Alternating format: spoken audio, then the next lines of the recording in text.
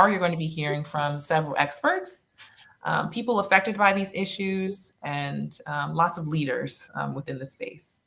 I'd like to introduce Poncella Hardaway, the Executive Director of Moses. Poncella is a nationally recognized community organizer and proud Detroiter.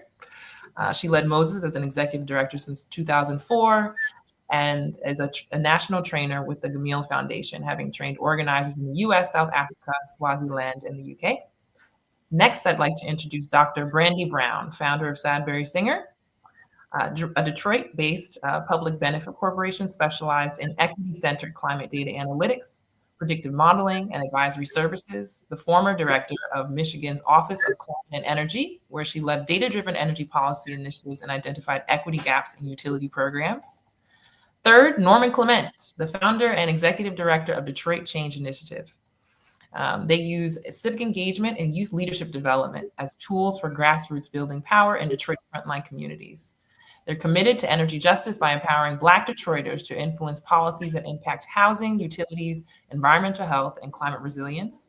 And last but not least, Diamond White, vocalist and actress. Detroit-born singer and actress first recognized on The X Factor and The Bold and the Beautiful, voices Luna in Disney Channel's The Lion Guard and Moon Girl in Marvel's Moon Girl and Devil Dinosaur. She also just released her debut album, Summerland, in 2020, blending pop, R&B, and soul influences. I'll leave it to Diamond to continue the conversation. Thanks for being here. Hi, thank you for having me. I'm Diamond White. First, I gotta say I'm super excited to be here. This is super cool for me. I was born in Detroit, so this conversation really hits close to my heart. I know my sister's watching somewhere, my family's watching somewhere. So hello, family in Michigan, Detroit.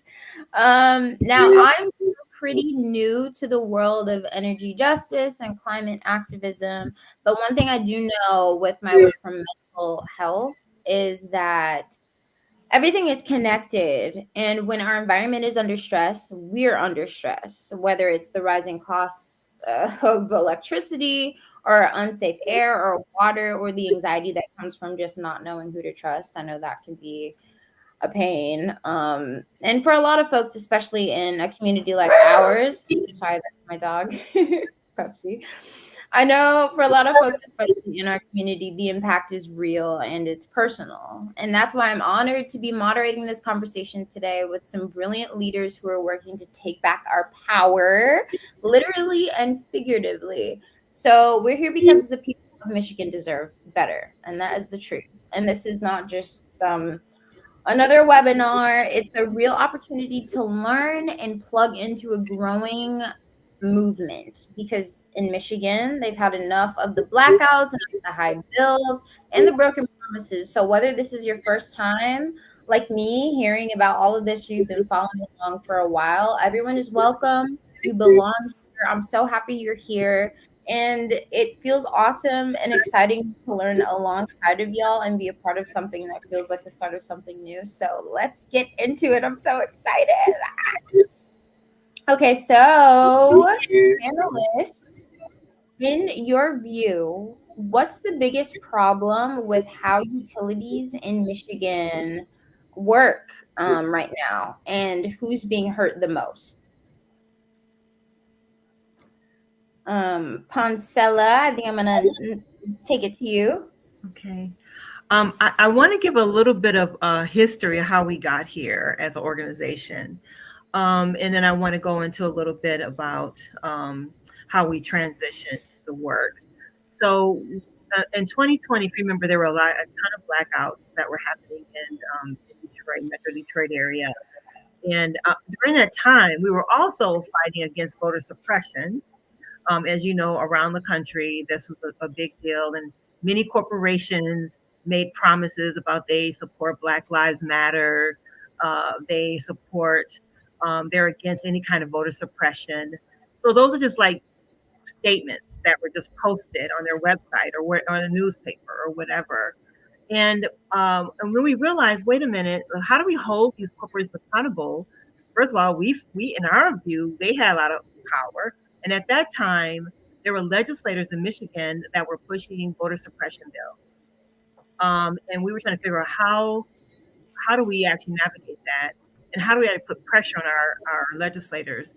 And then that's when we discovered the amount of money that these corporations were giving to legislators. So that kind of opened up a whole new world about, okay, how are we going to hold these corporations accountable? And so that led, it was called Defend Black Voters campaign. And we did a lot of meeting with corporations. And then we realized how even institutions that actually who say they quote unquote support the work of what we were doing, like some universities in Michigan, and then realized that they were not willing to go that extra mile to actually push corporations to hold our public officials accountable. So this is the whole organizing strategy.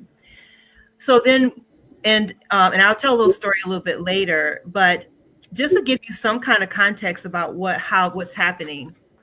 So there's millions of dollars that are going into paying for political influence with our legislators. While people are left in the dark, they're struggling with high utility bills, and we feel that banning political contributions to legislators needs to be a policy change in Michigan, because we couldn't figure out what was happening and how, and many legislators even revealed to some degree about how much pressure they were getting from corporations to support their initiatives, corporation initiatives versus the voices of the people.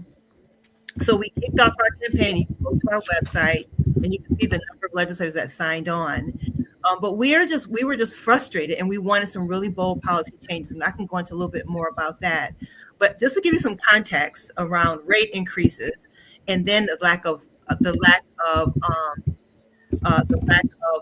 services that we were getting. In May of 2020, DTE was approved of $188 million increase. They asked for $188 million increase in 2020. It came back around again in 2022 for a $30 million increase. And there's a reason why it was $30 million. I'll tell the story a little bit later about that. December 2023, they asked for a $368 million increase, right? They really wanted $622 million. They only got half of that, but that's pretty bold to me. And then in 2025, this year, they got a $217.4 million increase, and they're asking for another increase in April. The boldness of this is amazing. So I want to just give you the context of they've asked for $800 million of revenue, annual revenue to DTE since 2020. And that's not even close to what they were asking. They really wanted more if you look at what they actually asked for in those years. So that's when we realized that we have to do something about some bold policy changes to really create transparency and hold these public officials accountable, and stop hijacking democracy in Michigan. Okay, great answer, Poncella. Dr. Brown, what you got to say? Yes, so Poncella hit on some critical points, and I'll just underline one of them: the old policy structure that our corporations and our utilities are operating under. They're mandated to make sure their shareholders get money. And so the way that they're structuring their budgets does not yield good investments in communities and the infrastructure we have. So it leads us to have the older infrastructure that does not work as well. And the investments that utility companies are making is where they have to expand infrastructure. So think about when the suburbs started popping out outside of Detroit, they invest in that infrastructure. If there are new communities that are going up, they invest in that infrastructure. So by the just the very process of how our infrastructure is built out and how the laws govern them, they have not done a good job in maintaining what's in our communities, or actually being beholden to us as customers, in making sure that we have electricity, that we have heat, which should be a fundamental resource for all of us, because we cannot properly operate in our society if we don't have those things. Yeah. Thank you, Brandy, for that. And then Norman. Yes, and we're talking about far as the years of DTE. Again, we did outreach and meal giveaways during 2020, during the height of the pandemic, and lights and were getting shut off with community members all over on the east side of Detroit. You look at the rate, despite 140% profit they've made DTE. Last year alone, they cut off 150,000 people from power, electricity, services. And Pasilla could talk about the blackouts that happened, the water shortage that happened, the floods that happened, and homeowners, those community members only see $30 gift card for all the stuff that was damaged and lost. We There are millions of dollars in expenditures that go on every day, both Republican and Democrat are funded by, and so this model needs to be stopped. Right now, we're operating a monopoly here, and so you take it down. You look at DTE during that summer of 2024 when they cut off 150,000 people. They made over $670 million in profit. Think about this: $670 million in profit in a city where the average family can afford their light bill that went up. Mine's personally went up $400 in 1 month, and rates haven't changed. And the audacity for them to ask for another rate hike in April when you just got one in January is absurd. And so the dark money that's happening both on going to affected community members and legislators right now is a sham. We have folks that are running for elected office that are getting funded by DTE, running for elected office in the city of Detroit. We got to be aware of that right now. Yeah. So I think that that kind of flows into our next question is it's like how is it impacting the people of Michigan right now on an everyday basis, which you touched on a little bit, Dr. Brown, but I would love for you to speak more about like your like stories about how it's like impacting people of Michigan on a daily basis. Our pockets are getting taxed by our electricity or gas bill. And one of the reasons that those of us, especially in Black communities, pay more is because not only is the electrical infrastructure or gas infrastructure older, but our homes are older, right? We haven't had the same ability to invest in our homes as some of our counterparts. And because our homes may be older, they may be draftier, not as energy efficient, that increases our bill. But the worst thing that goes on in policy right now is we have a regressive, it's not a tax, but it's a regressive charge on everyone's utility bill, where to fund mandated programs like energy efficiency programs or other things that the utilities are doing to help people, that extra percentage, 1% additionally on your bill, we are all paying. And if your bill is higher because you have a draftier home, that means you are actually paying more into this pot, right? So Dr. Tony Raines has done a lot of work on how much we are actually paying more and whether or not we're getting the benefit of those energy efficiency programs, whether we're getting the benefit of all those extra dollars we're paying, and then also not having the proper investments in our community. Jeez, I feel like I'm learning a lot. I don't know about the audience. I feel like I'm learning a ton right now. So I want to take it to Norman again and see like how do you feel like this is impacting the people of Michigan every day on an everyday basis? It's impacted everybody in Michigan every single day. We got community members, think of our seniors who are on fixed income, and these rate hikes they cannot manage right now.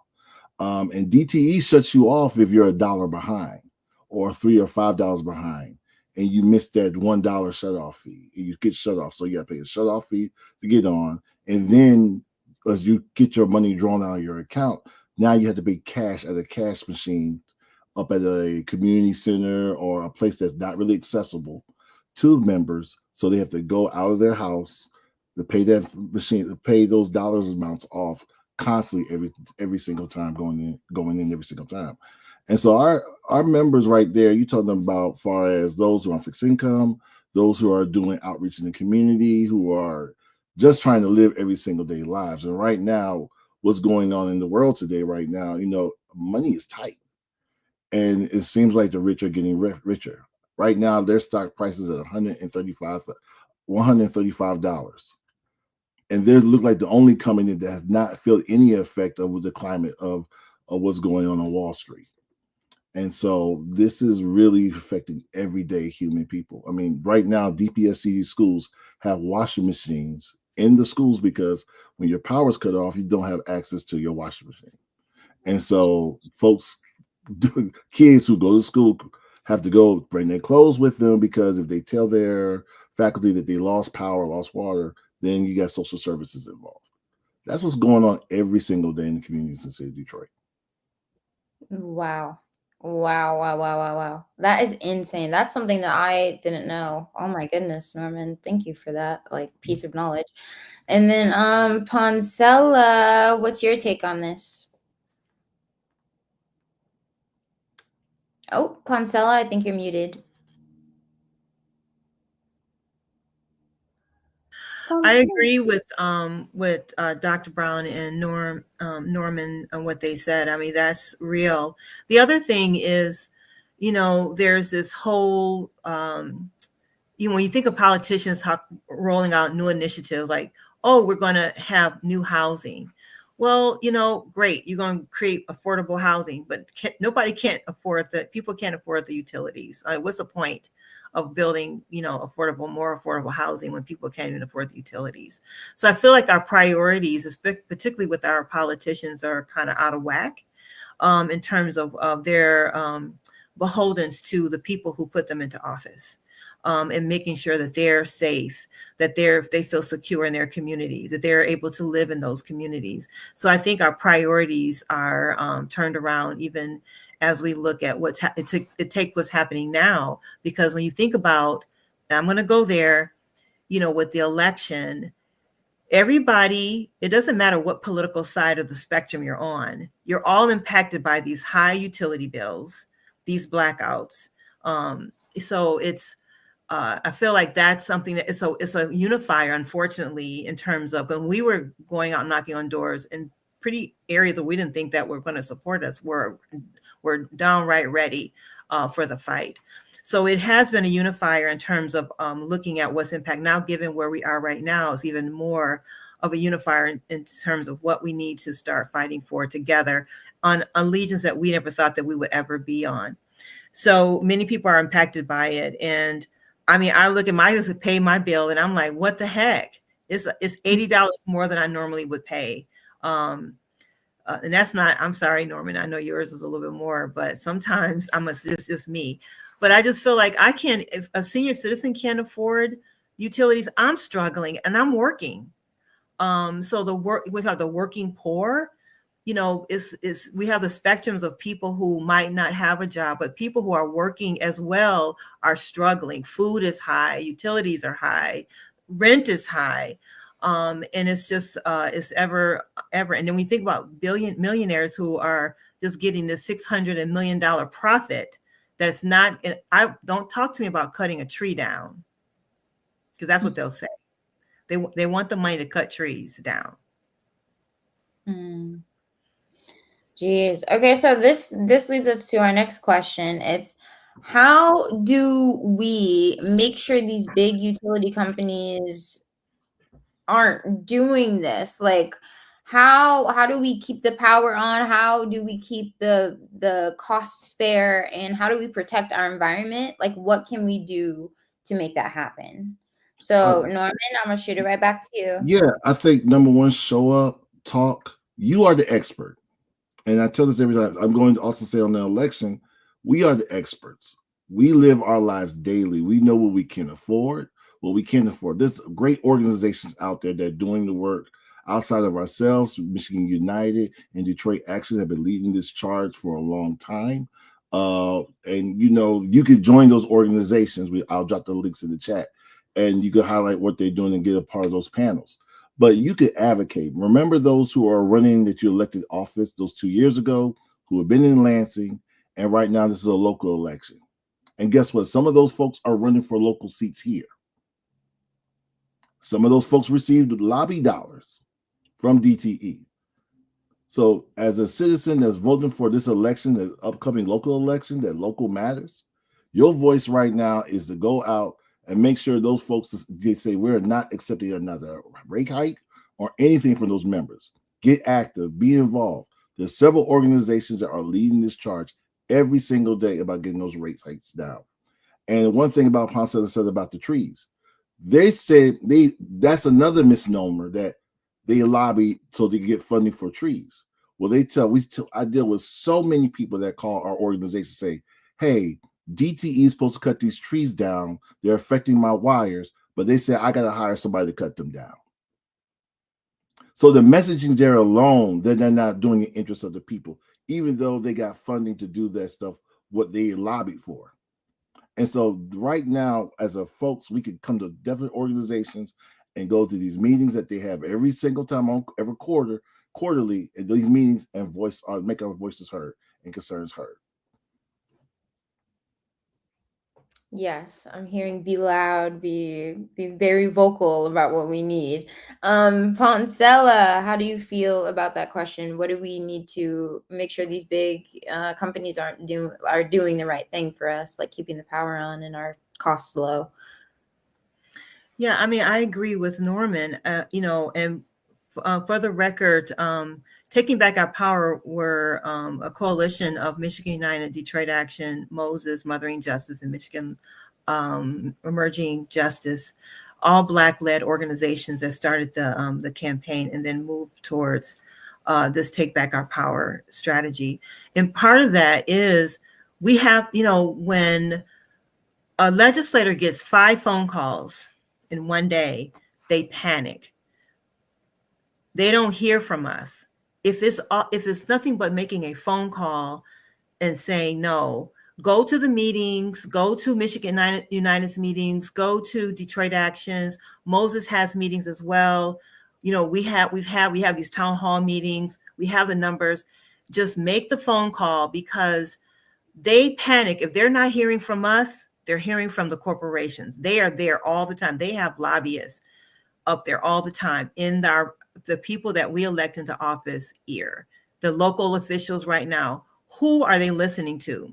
Because if we're not taking up that space and talking to our public officials every chance we get, going to coffee hour, just making a phone call, shooting an email, you can do it right from your living room, right? Your kitchen table, right? Or you can go knock on the local office door in the neighborhood and say, look, I'm tired of my utilities. Or whatever it is that you want. Because if they're not hearing from us, they're hearing from corporations. Are always in their ear all the time. But they panic when they hear a bunch of people. When we're walking the halls of Lansing, we're protesting and we're making noise. We have to continue to make noise and be active and make sure that our voice is always heard. We can't let the fire go out on these issues, variety of issues we're facing. I know, and especially in Detroit, we're facing so many different issues. It's like having, our necks are just turning back and forth because there's always something. But we don't have the luxury of just staying at home. We have to make sure that every little voice, I don't care how little insignificant you think it is, it makes an impact. There's a number to call. So stay active. And I can put my website in there as well. And just go to a meeting, get information, learn about what's happening, because we know people are trying to survive. And so as organizers, we have the luxury of being in these spaces constantly talking about these issues. But the everyday person is just trying to survive, don't have all that time. So we just ask you, come to a meeting, and then we can show you steps that you can take just from your voice alone. But also talk to your family members, talk to your children, your brothers and sisters, talk to them about it and get what's happening with them. Make sure we're creating and building community and connecting, because we need each other in this moment to push and make sure our voices are heard, that we're building up power through our connectivity with each other, and that we're taking action together. I agree. I think, especially when you said about like there's power in numbers and we have the numbers, like just making your voice heard is like really important. Dr. Brown, I would love your take on this.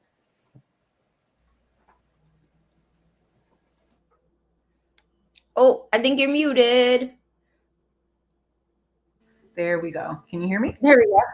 All right. So energy is fundamentally impacting our health and our future. It's right in line, tied in with the climate. The energy mix that our utilities use impacts the climate, and also even down to the energy efficiency programs that they run and how they deploy them and who they deploy them to can impact our indoor air quality. And if you don't know, indoor air quality is typically 5 times worse than what's outside. So if you live in a heavily polluted area, your indoor air quality is worse. And there are solutions, but they're just not getting to our community. So making utilities accountable on those things and other things, it's really important that we're all also using our voices with the Michigan Public Service Commission, or the MPSC, to demand the structural accountability to hold not only those elected and appointed officials to a high standard, and even get them to think about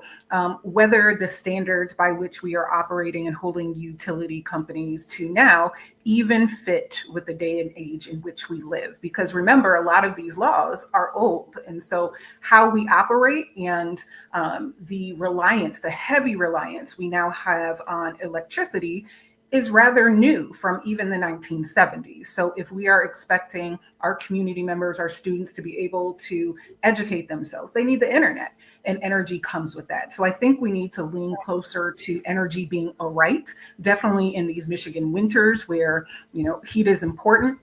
We also have to, when we're talking to the MPSC and when we're talking to the executives at these companies, we have to understand that there's a fundamental difference in how we are experiencing our utility company, right? So if you have never lived in a drafty home, I have.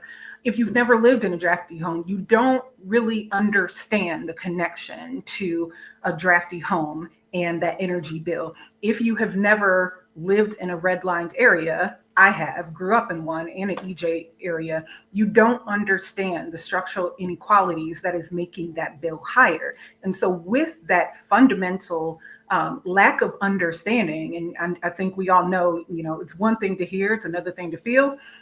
If the people in these positions don't actually feel the same experience we're feeling, they don't get it, and they won't be able to solve it. A lot of them have always lived in an energy efficient home, or have lived in a nice neighborhood where there is no issue with the energy infrastructure. So I think there needs to be a bigger push by politicians, and we need to also keep pushing on that, and understand that the people we are talking to may not actually understand this experience, and we need to make them set a higher standard. Yeah, I feel that coming from like someone who is from Detroit, and I have family there. It's like it's if you guys have any links or any information that you can put in the chat and just like comment where, like, how do we educate ourselves and how do we learn more? I learned a lot on this this event, and I feel like I'm more like empowered to like just like I want to break doors down and change everything. But really powerful discussion. Thank you all to our incredible panelists for sharing your insight and truth and your energy. I don't know about y'all, but I feel, like I said, inspired. I feel challenged and honestly more hopeful. So please, if you guys have any links, like send them. Yeah, I see Poncella. She sent that link. Yes, I see you. So as someone who is still learning the ins and outs of, oh yes, Poncella, did you have anything? I just have a quick story about how important the voices. Dr. Brown mentioned about Michigan Public Service Commission. I just have a quick story. Maybe Norman remembers this as well. I think it was 2022, because I said that in 2022, all the other rate hikes, they had 3-digit in millions in the rate hikes. But in this 1 year, they only had 2 digits, which is 30 million. And that's because we did an action on the Michigan Public Service Commission. I had heard about them, but they were not very functional. They've got their act together, and now they're having more of a presence. And we met with them, and they were having hearings, because we were like, we wanted to have, like, DTE is having a hearing. Like, I didn't know they had hearings. I didn't know have they been in Detroit? No.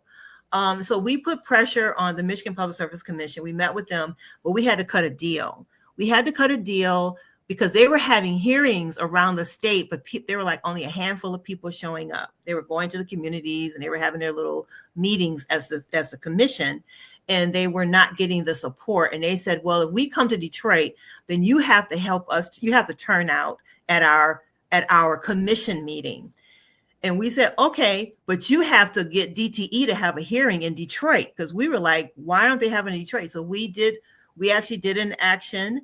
We participated in their commission, but we also put pressure on them in the meeting, saying, which side are you on? We had a song. We had all the different coalition partners together at that meeting on West Grand Boulevard. And then that next month, we were able to get the hearing with the commission regarding DTE Energy's rate increase. And the three groups, we've turned out probably over 300 people. They were shocked. They don't see that kind of participation, and that scares them. And that was the year they only got $30.5 million in a rate increase, compared to $188 million, compared to $368 million, compared to $217 million. Our voices matter. It's hard work, but we have to do it. Yeah, that's amazing. And that gives me a lot of motivation, because, it's not just about utilities and policies. It's about our wallets too, at the end of the day, and our health and our future. That's super important. And like we talked about, when these systems are broken, it impacts our mental health too. I'm really big on mental health. Like, what are you going to do if you are having a tough day, you come home and your power is out? Or like you said, like, coming to school with your laundry and having to do laundry at school, like that, it impacts our mental health. But the beautiful thing is there's power in community, literally, and there's healing and truth telling, and there's a strength in knowing we don't have to face this alone. So I really want to keep this momentum going, stay connected, stay informed, and most of all, stay loud. Show up, speak out. Like, that's super important, because Michigan deserves better. And together we're taking back our power. So I just want to say to everyone, thank you so much for having me. And much love from your fellow Detroiter, Diamond White. And then I'm going to kick it back to Alexa. Thank you so much, Diamond. You warmed the space. And thank you to the panelists. You did an amazing job of conveying how important this should be for Michigan residents. The Hip Hop Caucus really wants you to take direct action in Michigan. We have to show up. We have to make the noise. We have to make the community aware. We have to create power together in the face of these corporations, and sometimes our electeds, taking away from our livelihoods. And so when you think about kind of like what to do next after you come back from this webinar, one, please connect with the Taking Back Our Power Coalition.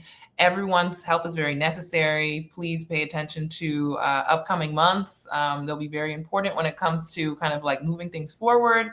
And specifically, there will be an event called Capitol Day 2025. And so this is a statewide demonstration of people of power. So Michigan United and the Reproductive Freedom for All Michigan, as well as another statewide coalition, is going to be bringing the fight to the Capitol in Lansing, Michigan. And it's going to be a full day of collective resistance. So it'll be from 9 to 5. There will be transportation provided. The link will be sent to you when you text Michigan to the number below on the banner. I think it's been playing throughout the stream. But yeah, for all of this action, for all the exact events that you can get involved in to mobilize yourselves, mobilize your communities, please just text Michigan to that number. Follow us on socials. We're Hip Hop Caucus everywhere on socials. Our climate podcast, The Coolest Show, is another place that you can get a lot of info, and listen to our radio show, Climate Friday. As always, thank you for being in community with us. Thank you for joining the Hip Hop Caucus. It is critical for you to be here. Please stay tuned for other webinars like this and other events. Again, push for Capitol Day 2025. You'll get that registration link if you text Michigan to that number. And you are, and we are, the beat of the movement. Good night. Thank you so much.